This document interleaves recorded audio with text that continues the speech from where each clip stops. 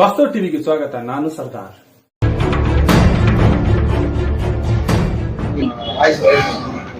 ಎಲ್ಲರಿಗೂ ಶರಣಾರ್ಥಿ. ಇವತ್ತಿನ ಯಾವ ಪತ್ರಿಕಾಗೋಷ್ಠಿಯಲ್ಲಿ ಮೊನ್ನೆ ಯಾವ ಈಗಿನ ಸರ್ಕಾರ ಬಂಜಾರ ಸಮಾಜವನ್ನು ಯಾವ ಸದಾಶಿವ ಆಯೋಗದ ವರದಿಯನ್ನು ಅವರು ಶಿಫಾರಸು ಮಾಡಿದ್ದು ಇದು ಖಂಡನೀಯವಾದದ್ದು.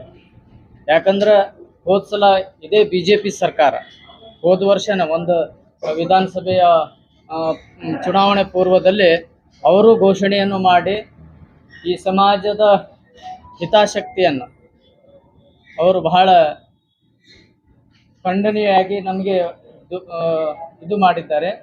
ಇವತ್ತು ಕಾಂಗ್ರೆಸ್ ಸರ್ಕಾರ ಅದೇ ಹಾದಿಯಲ್ಲಿ ಯಾವ ಸದಾಶಿವ ಆಯೋಗದ ವರದಿಯನ್ನು ಇವತ್ತು ಶಿಫಾರಸು ಮಾಡಿದ್ದಾರೆ. ಶಿಫಾರಸು ಮಾಡಿರುವುದರಿಂದ ನಮ್ಮ ಸಮಾಜಕ್ಕೆ ಬಹಳ ಅನ್ಯಾಯ.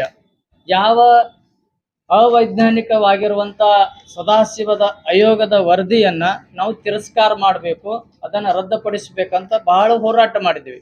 ಇವತ್ತಲ್ಲ, ಸುಮಾರು 7-8 ವರ್ಷಗಳಿಂದ ಇದು ಚಾಲ್ತಿಯಲ್ಲಿದೆ. ಈ ಸಮಾಜ ಸುಮ್ಮನೆ ಸಾವಧಾನವಾಗಿ ಸಮಾಧಾನ ಇರುವಂಥ ಸಮಾಜ, ಶಾಂತಿ ದೂತವಾಗಿರುವಂಥ ಸಮಾಜ. ಈ ಸಮಾಜದ ಮೇಲೆ ದಾಳಿಗಳನ್ನು ನಡೀತಾ ಇದೆ. ದಾಳಿಗಳಂದ್ರೆ ಇವರು ಇನ್ನೂ ಶೈಕ್ಷಣಿಕವಾಗಿ ಮುಂದೆ ಬರಲಾರ್ದಂಥ ಸಮಾಜ. ಈ ಸಮಾಜ ಇನ್ನು ಮುಂದೆ ಹೋಗಬೇಕಾದ್ರೆ ನಾವು ಇನ್ನೂ ಮೀಸಲಾತಿಯಲ್ಲಿ ಇರಬೇಕು. ಆದರೆ ಯಾವ ಹುನ್ನಾರವನ್ನು ಮಾಡಿ ಈ ಸರ್ಕಾರಗಳು ನಮ್ಮ ಸಮಾಜಕ್ಕೆ ಅನ್ಯಾಯವನ್ನು ಮಾಡ್ತಾ ಇದ್ದಾವೆ. ಅದಕ್ಕಾಗಿ ನಾವೆಲ್ಲ ಸಮಾಜದವರು ಕೂಡಿಕೊಂಡು, ಈ ಸಮಾಜದವರು ಎಲ್ಲರೂ ಒಗ್ಗೂಡಿಕೊಂಡು ಈ ಸರ್ಕಾರ ಏನು ಶಿಫಾರಸು ಮಾಡಿದೆ ಇದಕ್ಕೆ ನಾವೆಲ್ಲರೂ ಖಂಡಿಸ್ತೀವಿ.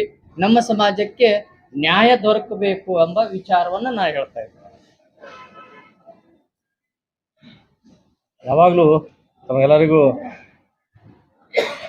ವಂದನೆಗಳನ್ನು ಹೇಳುತ್ತಾ, ಈಗ ಪ್ರಸ್ತುತ ನಡೆಯುವಂಥ ಏನು ಮೊನ್ನೆ ಕರ್ನಾಟಕ ಸರ್ಕಾರದಲ್ಲಿ ಒಂದು ಸಚಿವ ಸಂಪುಟದಲ್ಲಿ ಒಂದು ನಿರ್ಧಾರ ತೆಗೆದುಕೊಂಡಿದ್ದಾರೆ. ಸಂವಿಧಾನದ ಆರ್ಟಿಕಲ್ 341ರಲ್ಲಿ ಸಬ್ ಕ್ಲಾಸ್ 3 ಇದನ್ನು ತಿದ್ದುಪಡಿ ಮಾಡಿ ಕಳಿಸಬೇಕು ಅಂತ ಹೇಳಿದ್ದಾರೆ.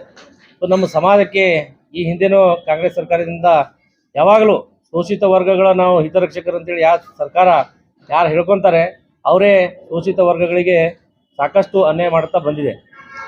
ಅದರಲ್ಲಿ ಸ್ಪಷ್ಟವಾಗಿ ಏನೂ ಕಾಣಿಸ್ಕೊಟ್ಟಿಲ್ಲ. ಯಾಕಂದರೆ ಆ ಒಂದು ಸಂವಿಧಾನ ಏನಾದರೂ ನಾವು ತಿದ್ದುಪಡಿ ಮಾಡಿದಾಗ ಅದರಿಂದ ಮುಂದೆ ಏನಾಗ್ತದೆ ಅಂತೇಳಿ ನಾವು ಈಗ ಯಾರೂ ಊಹೆ ಮಾಡೋಕ್ಕೆ ಸಾಧ್ಯ ಇಲ್ಲ.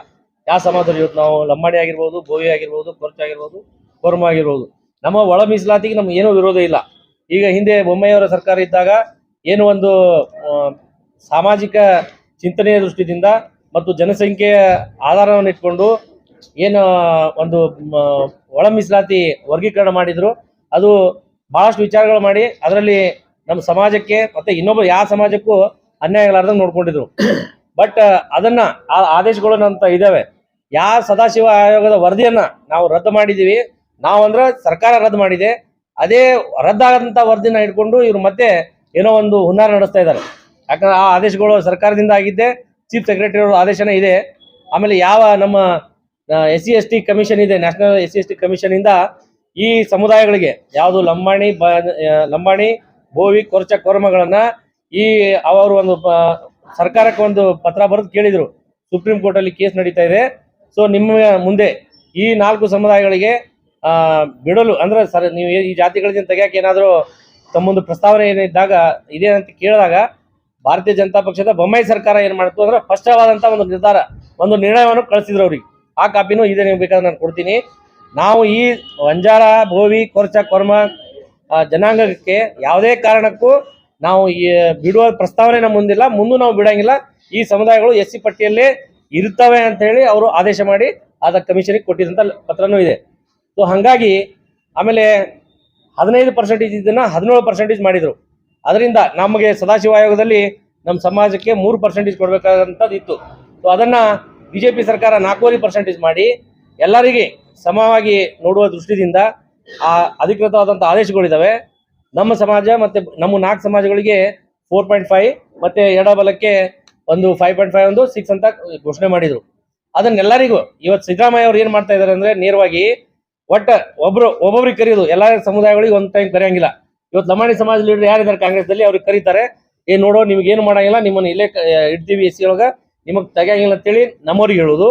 ತದನಂತರ ಇನ್ನೊಬ್ಬರು ಸಮಾಜದವ್ರಿಗೆ ಕರೀತಾರ, ನೀವು ಏನೂ ಗೊಂದಲ ಮಾಡ್ಕೋಬೇಕಾಗಿಲ್ಲ, ನೀವು ನಮ್ಮ ಇದ್ರಾಗ ಇರ್ತದ, ನೀವು ಏನು ಹೇಳಿರಿ ಸದಾಶಿವ ಆಯೋಗ, ಆ ಸದಾಶಿವ ಆಯೋಗದ ನಾನು ಜಾರಿ ಮಾಡಿ ಕಳಿಸ್ತೀನಿ, ನೀವು ಸುಮ್ಮಿರ ಅಂತ ಅವ್ರಿಗೆ ಹೇಳುದು. ಸೊ ಹಂಗಾಗಿ ಇವತ್ತೇನು ಶೋಷಿತ ವರ್ಗಗಳದಾವ 101 ಜಾತಿ ಬರ್ತಾವ, ಎಸ್ ಸಿ ಅಲ್ಲಿ ಬರುವಂತ 101 ಜಾತಿಗಳಿಗೂ ಸಿದ್ದರಾಮಯ್ಯನ ಸರ್ಕಾರ, ಕಾಂಗ್ರೆಸ್ ಸರ್ಕಾರ ಯಾವಾಗಲೂ ಅನ್ಯಾಯ ಮಾಡ್ತಾ ಇದೆ. ಈಗ ಮನೆ ತಾವೆಲ್ಲರೂ ನೋಡಿರ್ಬಹುದು, ಮತ್ತೆ ಅದು ಅಧಿಕೃತವಾಗಿದ್ದಂತ ಆದೇಶಗಳೇ 11,000 ಈಗ ನಮ್ಮ ಏನು SC/ST ಅಮೌಂಟ್ ಹಣ ಅಂತ ಹೇಳ್ತೀವಿ ನಾವು, 11,144 ಕೋಟಿ ರೂಪಾಯಿಗಳನ್ನ ನಮ್ಮ ಶೋಷಿತ ವರ್ಗಗಳಿಗೆ ಇಟ್ಟಂತ ಹಣವನ್ನ ದುರ್ಬಳಕೆ ಮಾಡ್ಕೊಂತು. ನನಗೇನು ಬಸ್ಸಿಗಿಲ್ಲ, ಅವ್ರು ಮಾಡದಂತ ಪುಕ್ಕಟ ಯೋಜನೆಗಳಿಗೆ ಬಳಸ್ಕೊಂಡಿವ್ ಅಂತ ಹೇಳಿ ಒಂದು ಹೇಳಿದ್ರು. ಸೊ ಅದರಿಂದ ಸಿದ್ದರಾಮಯ್ಯ ಅವರು ಏನ್ ಮಾಡ್ತಾ ಇದ್ದಾರೆ, ಶೋಷಿತ ವರ್ಗಗಳು ಮೊನ್ನೆ 28/1 ಚಿತ್ರದುರ್ಗದಲ್ಲಿ ಶೋಷಿತ ವರ್ಗಗಳ ಒಂದು ಸಮಾವೇಶ ಅಂತ ಮಾಡಿದ್ರು. ನಮ್ಮ ಹಣ ಇದ್ದದನ್ನ, ನಮ್ಮ ಸಮಾಜಗಳ ಹಣ ಇದ್ದದನ್ನ ನೀವು ಬೇರೆ ಕಡೆ ದುರುಪಯೋಗ ಮಾಡ್ಕೊಂಡು ಇದನ್ನ ನೀವು ನಮ್ಮ ಏನ್ ಮಾಡ್ತಾ ಇದೀರಂತ, ನಮ್ಮ ಅಮೌಂಟ್ ಅಲ್ಲ, ನಮ್ಮ ಹಣ ಅಲ್ಲ, ಶೋಷಿತರ ಹಣವನ್ನು ತಗೊಂಡು ನೀವು ಬೇರೆ ಕಡೆ ಹಾಕಿ ಮತ್ತು ಶೋಷಿತರ ಇದು ಯಾಕೆ ಮಾಡುದು, ಇದು ತಪ್ಪಾಗ್ತದ. ನಮ್ಮ ಸಮಾಜಕ್ಕೆ ಇದ್ರ ಹಿಂದೆನೂ ಸಾಕಷ್ಟು ಅನ್ಯಾಯ ಆಗಿದೆ. ನಮ್ಮಲ್ಲಿ ಒಬ್ಬರೇ ಒಬ್ರು MLA ಆಗಿದ್ರು, ಅವರಿಗೂ ಮಿನಿಸ್ಟರ್ ಮಾಡಲಿಲ್ಲ. ಅವ್ರ ಇದರಲ್ಲಿ BJP ಯಾವಾಗಿದ್ದಾಗೂ ಯಾವಾಗಲೂ ಒಂದು ಮಿನಿಸ್ಟರ್ ನಮ್ಮ ಸಮಾಜಕ್ಕೆ ಕೊಡ್ತಿದ್ರು.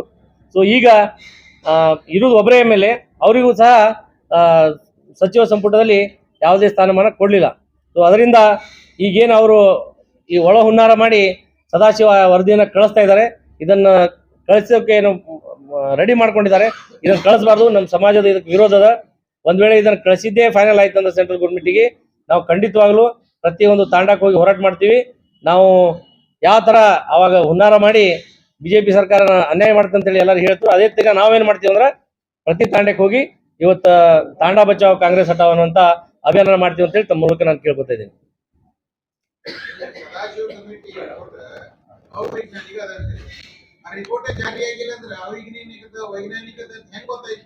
ಅಲ್ಲ, ಆ ಜಾರಿ ಮಾಡಿದ ಅದನ್ನ ಕ್ಲೋಸ್ ಮಾಡಿದಾರೆ. ಆ ಕ್ಲೋಸ್ ಮಾಡಿದ ಆದೇಶ ಇದೆ. ಸದಾಶಿವ ಆಯೋಗದ ವರದಿಯನ್ನ ಸಂಪೂರ್ಣವಾಗಿ ಕ್ಲೋಸ್ ಮಾಡಿ ಅವಾಗ ಉಪಸಮಿತಿ ಮಾಡ್ಕೊಂಡು ಒಳ ಮೀಸಲಾತಿ ಮಾಡಿದ್ರು.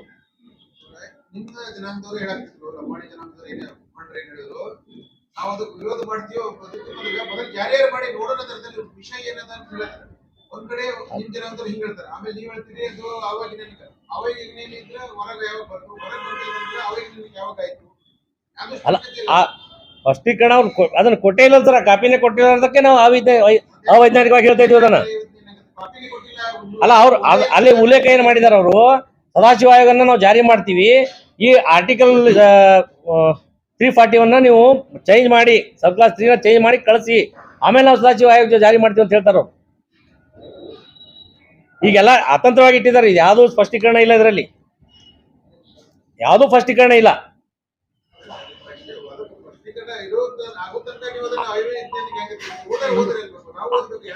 ಅಲ್ಲಲ್ಲ, ಈಗ ಯಾವ್ದೇ ಒಂದು ಅಡ್ಡಗಾಡಿ ಮೇಲೆ ದೀಪ ಇಟ್ಟ ನಂತರ ಅದು ಅವೈಜ್ಞಾನಿಕ ಆಗ್ತದ್ರಿ. ಈಗ ನಿಮಗೂ ಸರಿ ಕಾಣ್ತಾ ಇಲ್ಲ, ನಮಗೂ ಸರಿ ಕಾಣ್ತಾ ಇಲ್ಲ. ಈಗ ನಮ್ಮ ಸಮುದಾಯ ಒಳಗ ಇವರೆಲ್ಲ ಜಗಳ ಹಚ್ಚುವಂತ ಕೆಲಸ ಮಾಡ್ತಾ ಇದ್ದಾರೆ. ಏನಿದೆ ಅಂತ ಒಂದು ಟೈಮ್ ಚರ್ಚೆ ಮಾಡಿ ಓಪನ್ ಆಗಿ ಹಿಂಗಿದೆ, ಇದರಲ್ಲಿ ಈ ಸಮುದಾಯಕ್ಕೆ ಇಷ್ಟು ಕೊಟ್ಟಿವಿ. ಈ BJPದವರು ಒಂದು ಫಸ್ಟ್ ನಿರ್ಧಾರ ಮಾಡಿದ್ರ ಇಲ್ಲ, ಈ ಸಮುದಾಯಗಳಿಗೆ ಇಷ್ಟು ಪರ್ಸೆಂಟೇಜ್, ಈ ಸಮುದಾಯಗಳಿಗೆ ಇಷ್ಟು ಪರ್ಸೆಂಟೇಜ್ ಅಂತ ಹೇಳಿ.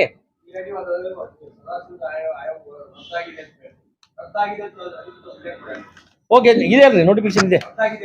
ಹಾ, ಕ್ಲೋಸ್ ಇದೆ ಇದೆ ಇದೆ.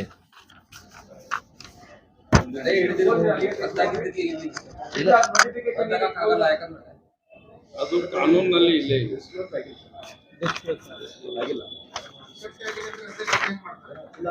ಅಲ್ಲ, ಆ ಕಮಿಟಿ ವರದಿನ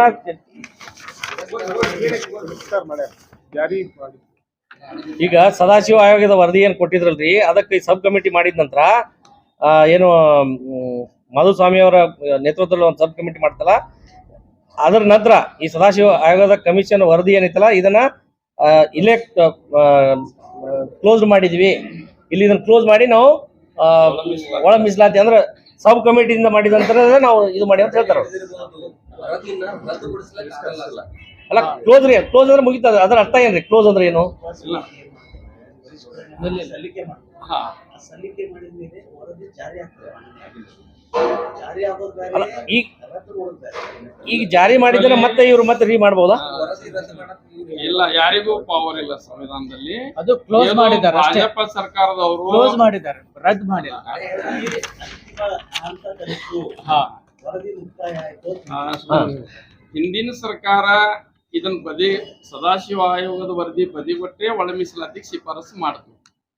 ಅವಾಗ ಜನರಿಗೆ ತಾರಾತುರಿಯಲ್ಲಿ ಕೊನೆ ಗಳಿಗೆಯಲ್ಲಿ ಸಚಿವ ಸಂಪುಟ ಮಾಡಿದ್ದು ನಮ್ಮ ಜನರಿಗೆ ಮುಂದೆ ಬರಲಿಲ್ಲ. ಅವಾಗ ನಮ್ಮ ಜನ ಒಂದ್ ಸ್ವಲ್ಪ ಯಾಕ್ರಪ್ಪ ಆಯ್ತು ಅಂತ ಅನ್ಯಾಯ ಮಾಡಿದ್ರು ಅಂತೇಳಿ ಅವಾಗ ಭಾಜಪ ಕೈ ಸುಟ್ಟು. ಅದೇ ಜಾಡದಲ್ಲಿ ಕಾಂಗ್ರೆಸ್ ಸರ್ಕಾರನು 341 ಇದರ ಒಳಗೆ ಸಂವಿಧಾನ ಆರ್ಟಿಕಲ್ ಒಳಗೆ ಸಂವಿಧಾನ ತಿದ್ದುಪಡಿ ಮಾಡಿ ಇದನ್ನ ಕಳಿಸ್ರಿ ಅಂತ ಹೇಳ್ತಾರ. ಅಂದ್ರೆ ಇದು ಏನು ಅಸ್ಪೃಶ್ಯರು ಎಲ್ಲಾ ಸಮುದಾಯದವ್ರಿಗೆ ನಾ ಹೇಳ್ತೀನಿ, ಎಲ್ಲ ನಮ್ಮ ಪರಿಶಿಷ್ಟ ಜಾತಿಯವರಿಗೆ ಒಳ ಮೀಸಲಾತಿ ಇದು ರಾಜಕೀಯ ಟೈಪ್ ಒಂಥರ ನಮ್ಮನ್ನ ಬಳಕೆ ಮಾಡ್ಕೊತಾ ಇದ್ದಾರೆ. ಡಾಕ್ಟರ್ ಬಾಬಾ ಸಾಹೇಬ್ ಅಂಬೇಡ್ಕರ್ ಅವ್ರು ಹಂಗೆ ಹೇಳಿಲ್ಲ, ಪರಿಶಿಷ್ಟ ಜಾತಿಯವರಿಗೆ ನೀವೆಲ್ಲರೂ ಒಂದಾಗ್ರಿ, ಒಳ ಮೀಸಲಾತಿಗೆ ಯಾವುದೇ ಅವಕಾಶ ಇಲ್ಲ ಅಂತ ಸ್ಪಷ್ಟ ಹೇಳ್ತಾರೆ. ಇದಕ್ಕೆ ಯಾವ ಕಾರಣಕ್ಕೂ ಸಂವಿಧಾನದಲ್ಲಿ ಇವ್ರಿಗೆ ತಿದ್ದುಪಡಿ ಮಾಡ್ಲಿಕ್ಕಾಗ್ಲಿ ಶಿಫಾರಸು ಮಾಡೋ ಅಧಿಕಾರೇ ಇಲ್ಲ, ಆದ್ರೂ ಮಾಡ್ತಿರ್ತಾರೆ. ಯಾಕೆ ನಮ್ಮನ್ನ ಶೋಷಿತ ಜನರಿಗೆ ಪರಿಶಿಷ್ಟ ಜನರಿಗೆ ಯಾಕೆ ಗೊಂದಲದಲ್ಲಿ ಇಡ್ತಾ ಇದಾರಂತ ಗೊಂದಲದಲ್ಲಿ ಇಡ್ತಾ ಇದೀರಿ ಅಂತ ನಮ್ದೊಂದು ಪ್ರಶ್ನೆ. ಅದಕ್ಕೆ ದಯವಿಟ್ಟು ಈ ವಿಷಯದ ಬಗ್ಗೆ ಆಂಧ್ರ ಸರ್ಕಾರದವರು 2005ರಲ್ಲಿ ಸುಪ್ರೀಂ ಕೋರ್ಟಿಗೆ ಹೋಗಿದ್ದಾರೆ. ಅವಾಗಾದ್ರೂ ಸುಪ್ರೀಂ ಕೋರ್ಟ್ ತೀರ್ಪು ನೀಡಿದೆ, ಒಳ ಮೀಸಲಾತಿ ಅವಕಾಶ ಇಲ್ಲ. ಆದ್ರೂ ಮಾಹಿತಿ ಕೇಳ್ತಾ ಇದೆ. ಈ ಭಾರತ ಸರ್ಕಾರವಾದರೂ ಇಡೀ ದೇಶದಾಗ ಎಲ್ಲಾ ರಾಜ್ಯದವರಿಗೂ ಒಂದು ಕಮಿಷನ್, SC/ST ಕಮಿಷನರ್ದವರು ಒಂದು ಆಯೋಗ ನೇಮಿಸಿ ಎಲ್ಲರಿಗೂ ಪತ್ರ ಬರೆದಿದ್ದಾರೆ. ಅದರಲ್ಲಿ 13 ರಾಜ್ಯಗಳು ಮಾತ್ರ ಶಿಫಾರಸ್ ಮಾಡಬಾರ್ದು ಅಂತ ಕೊಟ್ಟಿದ್ದಾರೆ. 7 ರಾಜ್ಯಗಳು ಒಂದು ಸ್ವಲ್ಪ ಒಪ್ಕೊಂಡಿದೆ. ಇನ್ನೂ ಅದು ನಡೀತಾ ಇದೆ. ಅದಕ್ಕೆ ನಾವು ದಯವಿಟ್ಟು ಇವ್ರೇನ್ ಮಾಡ್ತಕ್ಕಂಥ ಈ ರಾಜಕೀಯ ಹುನ್ನಾರಗಳು ಕೈ ಬಿಡಬೇಕು. ನಮ್ಮಲ್ಲಿ ಪರಿಶಿಷ್ಟ ಜಾತಿ ಒಳಗೆ ನಮ್ಮಲ್ಲಿ ಛಿದ್ರ ಮಾಡಬಾರದು ಅಂತ ನಾವು ನಮ್ಮಲ್ಲಿ ಒಳಗೆ ಮಾಡಬಾರದು ಅಂತ ನಾವು ಇದು ಕಾನೂನು ಮುಖಾಂತರ ನಾವು ಇನ್ನು ಮುಂದೆ ಹೋರಾಟ ಮಾಡ್ತೀವಿ. ಇದಕ್ಕೆ ನಾವು ನಮ್ಮ ಸಮಾಜ ಆಗಲಿ ನಮ್ಮ ಸಮುದಾಯ ಎಲ್ಲರೂ ನಾವು ಎಚ್ಚೆತ್ತುಕೊಳ್ಬೇಕು. ನಾವು ಇದಕ್ಕೆ ಯಾವಾಗಲೂ ಖರೀದ ನಾವು ಒಪ್ಪುವುದಿಲ್ಲ ಅಂತ ನಾ ಈ ಸಂದರ್ಭದಲ್ಲಿ ಉದ್ದೇಶ ಏನಂತಂದ್ರೆ ಜಾತಿ ಗಣತಿ 50 ಎಷ್ಟು ವರ್ಷ ಆಯ್ತು, ಅಲ್ಲಿವರೆಗೆ ಯಾವ್ಯಾವ ಜಾತಿ ಎಷ್ಟೆಷ್ಟು ಇಲ್ಲಿವರೆಗೆ ಬಂದಿದೆ ಅನ್ನುವಂಥ ಸ್ಪಷ್ಟ ಮಾಹಿತಿನೇ ಇಲ್ಲ. ಇಲ್ಲ ಅದ್ರ ಬೇಸಿಸ್ ಮೇಲೆ ಇದನ್ನ ನಾವು ತಾವು ಹೇಳಿದ್ ನಾವು ಒಪ್ಕೋತೀವಿ. ಉದ್ದೇಶ ಏನಿತ್ತು ಮೊದಲು ಯಾವ ಜಾತಿ ಎಷ್ಟೆಷ್ಟು ಗಣತಿ ಐತೆ, ಎಷ್ಟು ಜನಸಂಖ್ಯೆ ಅಂತ ಗೊತ್ತ, ಆ ಜನಸಂಖ್ಯೆ ಆಧಾರದ ಮೇಲೆ ಅವ್ರಿಗೆ ರಿಸರ್ವೇಶನ್ ಕೊಡಬೇಕು ಅನ್ನೋದು. ಆ ಜನಸಂಖ್ಯೆ ಎಷ್ಟು ಆಯ್ತು ಮಾಹಿತಿನೇ ಇಲ್ಲ ಅಂದ್ಮೇಲೆ ಯಾಕೆ ಬೇಡ ಅಂತಾರೆ. ಸರ್, ಇದು 2011ರ ಜನಗಣತಿ ಮ್ಯಾಗ ನಡೆದದ. ನಾವೇನತ್ತೀವಿ, ಜನಗಣತಿ ಮಾಡಿಸ್ರಿ.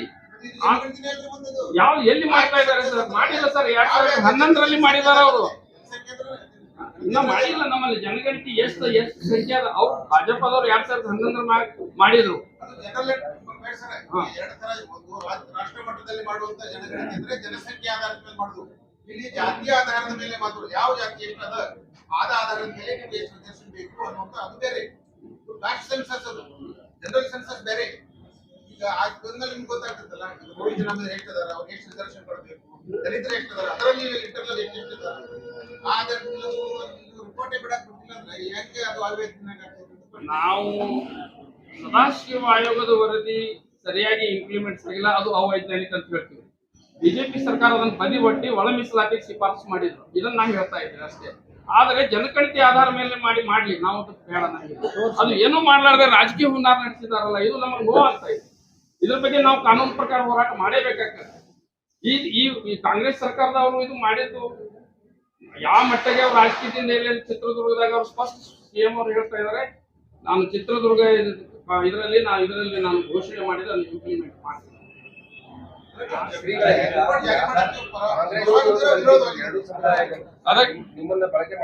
ಬಳಕೆ ಮಾಡ್ಕೋತಾ ಇದ್ದಾರೆ. ಇದನ್ನ ನಾವು ಸ್ಪಷ್ಟ ಹೇಳ್ತೀವಿ. ಎರಡು ಸಮುದಾಯ, ಇವೆರಡು ರಾಷ್ಟ್ರೀಯ ಪಕ್ಷಗಳು ನಮ್ಮ ಸಮುದಾಯವನ್ನು ಬಳಕೆ ಮಾಡ್ತಾರೆ. ಹೋದ ಚುನಾವಣೆಯಲ್ಲಿ ಈ ಸಮಾಜಕ್ಕೆ ಅವರು ಇದು ಮಾಡಿಕೊಂಡು ಸುಮಾರು 55 ಕ್ಷೇತ್ರಗಳನ್ನು ಕಳ್ಕೊಂಡ್ರು ಬಿಜೆಪಿಯವರು, ಯಾವ ಸದಾಶಿವ ಆಯೋಗದ ವರದಿಯನ್ನ ಇದು ಮಾಡಿಕೊಂಡು. ಈಗ ಅದೇ ಸ್ಪಷ್ಟನೆ ನೀಡ್ಲಿಲ್ಲ. ಕಾಂಗ್ರೆಸ್ ಸರ್ಕಾರ ಕಾರಣ ಸ್ಪಷ್ಟನೆ ಅಷ್ಟೇ, ನೀಡಿದೆ. ನಮ್ಗೆ ಅವ್ರು ಅವಾಗ ಆತುರದಲ್ಲಿ ಮಾಡಿದ್ರಿಂದ ಸಮಾವೇಶ ವಿರೋಧಾಭಾಸ ಹೇಳಿ ಇಲ್ಲಿ ದಾರಿ ತಪ್ಪಿಸ್ತಾ ಇದ್ದಾರೆ ಅಂತ ಹೇಳ್ತಾ ಇದ್ದಾರೆ. ಹೌದು. ನಿಮ್ಮ ಉದ್ದೇಶ ಸದಾಶಿವ ಆಯೋಗದ ವರದಿ ಜಾರಿ ಮಾಡುವ ಒಳ ಮೀಸಲಾತಿಗೆ ಪ್ರಸ್ತಾಪ ಮಾಡ್ತಿದ್ದೀರಾ, ಸ್ಪಷ್ಟವಾಗಿ ಹೇಳಿ ನಿಮ್ದು ಕಾಮಕಾಜ್ ವರದಿ ವಿರೋಧನೋ ಅಥವಾ ಸದಾಶಿವ ವರದಿಗೆ ವಿರೋಧ ನಮ್ಮಷ್ಟೇ. ಏನು ಅನ್ನೋದು ಸದಾಶಿವ ವರದಿ ಏನಿದೆಯಲ್ಲ ಅದು ನಮಗೆ ಫಸ್ಟನೇ ಇರ್ಲಾರ್ದಕ್ಕಂತ ನಾವು ವಿರೋಧ ಮಾಡ್ತಾ ಇದ್ವಿ ಅಷ್ಟೇ. ಒಳ ಮೀಸಲಾತಿ ಜನಸಂಖ್ಯೆ ಆಧಾರದ ಮೇಲೆ ಏನ್ ಮಾಡಿದಾರಲ್ಲ ಅದಕ್ಕೆ ನಮ್ಮ ಒಪ್ಪಿಗೆ ಇದೆ. ಏನು ಒಳ ಮೀಸಲಾತಿ ಮಾಡಿದಾರೆ ಅದಕ್ಕೆ ತೊಂದರೆ ಇಲ್ಲ. ಮತ್ತೆ ಈಗ ನಮ್ಮ 4 ವರ್ಷದಿಂದ ಮತ್ತೆ ನಮಗ್ ಒಂದು ಕ್ಲಿಯರ್ ಮಾಡಬೇಕು, ಮಾನ್ಯ ಸಿದ್ದರಾಮಯ್ಯ ಅವರೇ ಹೇಳ್ಬೇಕು, ನಾನು ಈ ಜಾತಿಗಳನ್ನ ನಾನು SC ಪಟ್ಟಿದಿಂದ ಬಿಡು ಪ್ರಶ್ನೆ ಇಲ್ಲ. ಒಂದು ಎರಡನೇದ್ದು, ಹಿಂದೆ ಮಾಡಿದಂತ 4% ಕಡಿಮೆ ಕೊಡಂಗಿಲ್ಲ, ಇವ್ರಿಗೆ ಇದಕ್ಕಿಂತ ಹೆಚ್ಚು ಕೊಡ್ತೀನಿ ಅಥವಾ ಇದನ್ನೇ ಕಂಟಿನ್ಯೂ ಮಾಡ್ತೀನಿ ಅಂತ ಹೇಳಿದ್ರೆ ಸಾಕು, ನಮ್ಗೇನು ತೊಂದರೆ ಇಲ್ಲ. ಅವ್ರು ಹೇಳಿದ್ರೆ ಅಂದ್ರೆ ಈ 4 ಜಾತಿ ಇದ್ದಾರೆ, ಅಪ್ಪು ಜಾತಿಗಳನ್ನ ನಾವು ಕೈ ಬಿಡ್ತೀವಿ ಅಂತ ಹೇಳಿದ್ರೆ ಅಲ್ಲ ನೋಡ್ರಿ, ಆರ್ಟಿಕಲ್ ಬದಲಾವಣೆ ಆಗಿದ ನಂತರ, ಸಂವಿಧಾನ ಚೇಂಜ್ ಮಾಡಿದ ನಂತರ ನೀವು ಮುಂದೆ ಹೀಗೆ ಮಾಡ್ತೀರಿ ಅಂತ ನಮ್ಗೇನ್ ಭರೋಸಾ ನಿಮ್ಮ ಮ್ಯಾಗ? ಸಂವಿಧಾನ ಅಲ್ಲ ತೆಗಿತೀವಿ ಅಂತ ಎಲ್ಲಿ ಹೇಳಿಲ್ಲ, ಅದೇ ಹೇಳ್ತಾ ಇದೀನಲ್ರಿ. ಅಡ್ಡಗೋಡಿ ಮೇಲೆ ಯಾಕೆ ಡಿಪಾಯ್ಟ್ ಅಂತ ಹೇಳ್ತಾ ಇದೀವಿ, ಅದ್ರ ಸಂಬಂಧ ಸ್ಪಷ್ಟೀಕರಣ ಇಲ್ಲ. ಆ ಸೆಕ್ಷನ್ ಚೇಂಜ್ ಮಾಡು, ಆ ಸೆಕ್ಷನ್ ಹೇಳುದೇ ಅದೇ ರೀ. ಚೇಂಜ್ ಮಾಡಿದ್ರೆ ಅದರಲ್ಲಿ ಹಾಕುವುದು ಮತ್ತು ತೆಗೆಯುವುದು 2 ಆಪ್ಷನ್ಸ್ ಇದಾವೆ. ಅವಾಗ ಇವ್ರು ಏನ್ ನಮಗ್ ಮುಂದೆ ಏನ್ ಮಾಡ್ತಾರ ಅಂತ ಹೇಳ್ಬೇಕಲ್ಲ. ಈಗ ತಗದ ನಂತರ ಏನ್ ಮಾಡಕ್ಕಾಗ್ತದ ನೋಡ್ರಿ. ರಾಷ್ಟ್ರೀಯ ಮಟ್ಟದಲ್ಲಿ ನಮ್ಮ ಸಮಾಜದ ನಾಯಕರು ಯಾರು ಇಲ್ಲ. ಅಲ್ಲ ರಾಷ್ಟ್ರೀಯ ನಾಯಕರಿ ಇಲ್ಲಿ ದಿಲ್ಲಿ ಒಳಗೆ ಇಲ್ಲಿಂದ ಕಳಿಸ್ಬಿಟ್ರು, ಈ ಪ್ರಕಾಶ್ ರಾಠೋಡ್ ಅವರೇ ಕಳಿಸಿದಾರ್ರಿ. ಅವ್ರು ಕಳಿಸಿದ್ರು. ಕಾನೂನಾತ್ಮಕವಾಗಿ ಅಲ್ಲಿ ಯಾರು ಇರ್ಲಿ ಬಿಡ್ಲಿ, ಕಾನೂನು ಮುಂದೆ ಯಾರು ಈಗ ಸಂವಿಧಾನ ಒಂದ್ಸಲ ಚೇಂಜ್ ಆದ್ರೆ ಮುಂದೆ ನಾವು ಏನಾಗತ್ತಂತ ನಮ್ಗೆ ಹೆಂಗ್ ಗೊತ್ತಾಗ? ಏನ್ ಮಾಡ್ತಾ ಇದ್ದಾರೆ? ಅಲ್ಲ ಅವರು ಆ ಸರ್ಕಾರ ನೋಡ್ರಿ, ಈಗ ಏನಾಗ್ತದ, ಅವ್ರ ಸರ್ಕಾರ ಇದ್ದಾಗ ನಿಮ್ಗೆ ಹೇಳ್ತೀನಲ್ರಿ. ಈಗ ಪ್ರಕಾಶ್ ರಾಠೋಡಿಗೆ ಒಂದ್ ಕರೆದು ಒಂದ್ ಬ್ಯಾರೇನೆ ಹೇಳ್ತಾರ, ಇನ್ನೊಬ್ರು ಮಹಾದೇವ ಸ್ವಾಮಿ ಕರೆದು ಅವ್ರಿಗೊಂದು ಬ್ಯಾರೆ ಹೇಳ್ತಾರೆ ಮಾದೇವಪ್ಪಾಗ, ಇನ್ನೊಬ್ರಿಗೆ ಕರೆದು ಖರ್ಗೆಯವ್ರಿಗೆ ಕರೆದು ಒಂದು ಬ್ಯಾರೆ ಹೇಳ್ತಾರೆ. ಸಿದ್ದರಾಮಯ್ಯ ಅವ್ರು ಮಾಡ್ತಾ ಇದ್ದು ಒಟ್ಟ ಹಾದಿ ತೆಪ್ಸುವಂತ ಕೆಲಸ. ನೀ ಸುಮ್ಕೂರು, ನಿನಗೆ ಏನ್ ಬೇಕು ನಾ ಮಾಡ್ತೀನಿ ಅನ್ನೋದು, ನಿನಗೆ ಏನ್ ಬೇಕು ನಾ ಮಾಡ್ತೀನಿ ಅನ್ನೋದು, ನಿನಗೆ ನಾ ಮಾಡ್ತೀನಿ ಅಂತ ಹೇಳಿ ಒಬ್ಬೊಬ್ರಿಗೆ ಕರೀತಾರೆ. ಒಟ್ಟರು ಕೂಡಿಸಿ ಹೇಳಿದ್ರ ಅದು ಪ್ರಾಬ್ಲಮ್ ಸಾಲ್ವ್ ಆಗ್ಬಿಡ್ತದೆ. ಆಯ್ತು, ಅದು ಚೇಂಜ್ ಮಾಡಂಗಿಲ್ಲ ಅಂತ ಹೇಳ್ಬಿಡ್ಲಿಲ್ಲ ಅವ್ರೆ. ನಾವು ಸಂವಿಧಾನ ನಾವು ಚೇಂಜ್ ಮಾಡಿದ್ರು. ಈಗ ನೀವು ಇದ್ರ ಹಿಂದೆ ನೀವು ಬಹಳಷ್ಟು ಜನ ಕೇಳಿದಿರಿ, ಸಂವಿಧಾನ ಬದಲಾಗಬೇಕು ಕೆಲವೊಂದು ವಿಷಯಗಳಲ್ಲಿ ಅಂತ ಅನಂತ್ ಕುಮಾರ್ ಹೆಗಡೆ ಅವ್ರು ಅಂದಾಗ ಅದಕ್ಕೆ ಏನೇನೋ ಎಬ್ಬಿಸ್ಬಿಟ್ರಿ. ನೀವೇ ಬರೀ ಬಾಯಿಲೆ ಹೇಳಿದ್ರಿ. ನೀವು ರೆಕಾರ್ಡ್ ಇದೆಯಲ್ಲ, ನೀವೇ ಸಚಿವ ಸಂಪುಟದಲ್ಲಿ ಹೇಳ್ತೀರಿ ಸಂವಿಧಾನ ತಿದ್ದುಪಡಿ ಮಾಡಿ ಕಳಿಸ್ರಿ ಅಂತೇಳಿ. ಭಾರತ ದೇಶದಲ್ಲಿ ಸಂವಿಧಾನ ಕೆಲವೊಂದು, ಯಾಕಂದ್ರೆ ಬಾಬಾ ಸಾಹೇಬ್ ಅಂಬೇಡ್ಕರ್ ಅವಾಗ ಬರೋದಂತ ಪರಿಸ್ಥಿತಿ ಈಗಿನ ಪರಿಸ್ಥಿತಿ ಬಹಳಷ್ಟು ವ್ಯತ್ಯಾಸ ಇದಾವೆ. ನಿಮ್ಗೆ ಉದಾಹರಣೆ ಹೇಳ್ತೀನಿ. ಅವಾಗ 100 ರೂಪಾಯಿ ಫೈನ್ ಅಂದ್ರೆ ಬಹಳಷ್ಟು ಕಷ್ಟ ಆಯ್ತು 100 ರೂಪಾಯಿ ಫೈನ್ ಕಟ್ಟೋದು. ಇವತ್ತು ನಿಮ್ಗೆ ಯಾರ ಗಾಡಿ ತರನ 100 ರೂಪಾಯಿ ಫೈನ್ ಮಾಡಿದ್ರೆ ನೀವು ಮಾರಿ ಮೇಲೆ 500 ಒಳಗೆ ಹೋಗ್ತೀರಿ. ಸೊ ಆವಾಗಿಂದಕ್ಕೆ ಈಗಿಂದಕ್ಕೆ ಮರ್ಡರ್ ಕೇಸಿಗೆ ಅಥವಾ ರೇಪ್ ಕೇಸಿಗೆ ಅಥವಾ ನಾವೇನು ಇವತ್ತು ಬೇರೆ ಬೇರೆ ಸಾಕಷ್ಟು ಅಪರಾಧಗಳಿಗೆ ಬೇಕಾದ ಸೆಕ್ಷನ್ಗಳು ಚೇಂಜ್ ಆಗಬೇಕು. ಇನ್ನು ನೀವೇ ಹೇಳ್ತೀರಿ ನಾಳೆ ನೀವೇನು ಮಾಡ್ತಾ ಇದ್ರಿ ಪೊಲೀಸ್ ಅಂತ, ಒಬ್ಬನಿಗೆ ತಂದು ಹೊಡೆದ್ರೆ ನೀವೇ ಕೇಳ್ತೀರಿ ಯಾಕೆ ಹೊಡೆದ್ರೆ ಅಂತೇಳಿ ಕೇಳ್ತೀರಲ್ಲ. ಸೊ ಏನಾಗುತ್ತದೆ, ಸಂವಿಧಾನ ಚೇಂಜ್ ಆಗ ನಂತರ ಏನಾಗದಂತ ನಾವು ಹೇಳಕ್ ಬರಂಗಿಲ್ಲ, ಆ ಜಡ್ಮೆಂಟ್ ನಾವು ಮಾಡೋಕ್ಕಾಗಂಗಿಲ್ಲ. ಸೊ ಅದಕ್ಕೆ ನಾವು ಸ್ಪಷ್ಟೀಕರಣ ಕೊಡ್ರಿ ಅಂತ ಹೇಳ್ತಾ ಇದ್ದೀವಿ ನಾವು. ನಮ್ಮ ಸಮಾಜಕ್ಕೆ ನೀವು ಹಾದಿ ತಪ್ಪಿಸ್ಬೇಡ್ರಿ. ನೀವು ನಾಳೆ ಸಂವಿಧಾನ ಚೇಂಜ್ ಮಾಡಿರ್ತೀರಿ, ಸಂವಿಧಾನ ಚೇಂಜ್ ಆಗಿ ಬಂದಿಂದ ಅಲ್ಲಿ ಒಳಗಡೆ ನಮ್ಗೆ ಯಾರು ಇಲ್ಲ, ನಿಮ್ಗೆ ಏನು ಬೇಕಾದ್ರೆ ನೀವು ಸಚಿವ ಸಂಪುಟ ತೀರ್ಮಾನ ಮಾಡಿ ಕಳಿಸ್ಬಿಡ್ತೀನಿ. ಅವಾಗ ನಾವು ಯಾರಿಗೆ ಕೇಳಕ್ಕಾಗ್ತದ? ತಿದ್ದುಪಡಿ ಆಗ್ಬೇಕು. 110 ಸಲ ಆಗ್ಯದ ಆಲ್ರೆಡಿ. ಈಗ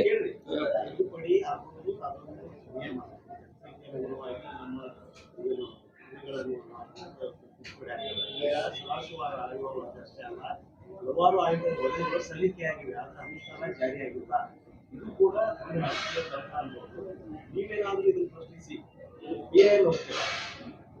ಈಗ ನಾವು ನಮ್ಮ ಸಮಾಜದಿಂದ ಇನ್ನೂ ಸ್ವಲ್ಪ ಜನ ಬಂದಿಲ್ಲ, ಅವ್ರಿಗೆ ಕೇಳ್ಕೊಂಡು ಇದನ್ನ PIL, ಯಾಕಂದ್ರೆ ಕಾನೂನು ಹೋರಾಟ ಅಂದ್ರೆ ಅದೇ ರೀ, PIL ಆಗಿರ್ಬೋದು, ಕೋರ್ಟ್ ಆಗಿರ್ಬೋದು, ಅವ್ರು ಆಲ್ರೆಡಿ ಹೇಳಿದ್ದಾರೆ. ಸೊ ಅದಕ್ಕೆ ನಾವು ಸಿದ್ಧ ಆಗಿದ್ದೀವಿ, ನಾವು ಮಾಡೇ ಮಾಡ್ತೀವಿ. ಜಾರಿ ಮಾಡಿದ್ರೆ ಮುಂದಿನ ನಿಲುವು ಜಾರಿ ಮಾಡಿದ್ರೆ ಮುಂದಿನ ನಿಲುವು ಅದೇ ಹೇಳಿದೆಯಲ್ಲ, ಪ್ರತಿ ತಾಂಡಕ್ಕೆ ಹೋಗಿ ನಾವು ಏನದಲ್ಲ ಇವತ್ತು ನಮ್ಮ ತಾಂಡನ ಉಳಿಸ್ಬೇಕಾಗ್ಯದ, ಕಾಂಗ್ರೆಸ್ ಹಠ ಅನ್ನೋಂಥ ಆಂದೋಲನ ಸ್ಟಾರ್ಟ್ ಮಾಡ್ತೀವಿ.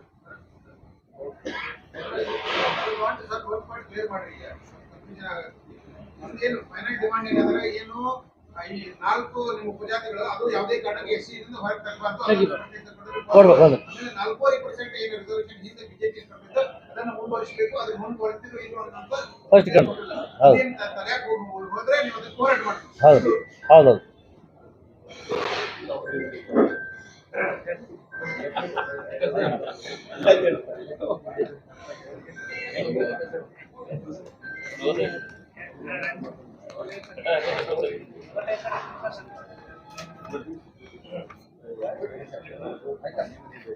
ನೀವು ಆದ್ರೆ ನೀವು ಹೋಯ್ತು ಅನ್ಬೋದು ಹೀಗೆ ಇರ್ತದೆ ಕೆಲಸ ಏನೈತಿ ಕಲ್ತು ಹೊಡಿದಿದಾಗ ತಂದಿರೋದು ನಾ ಕುಲಾಗಿ ನಾ ಅಲ್ಲ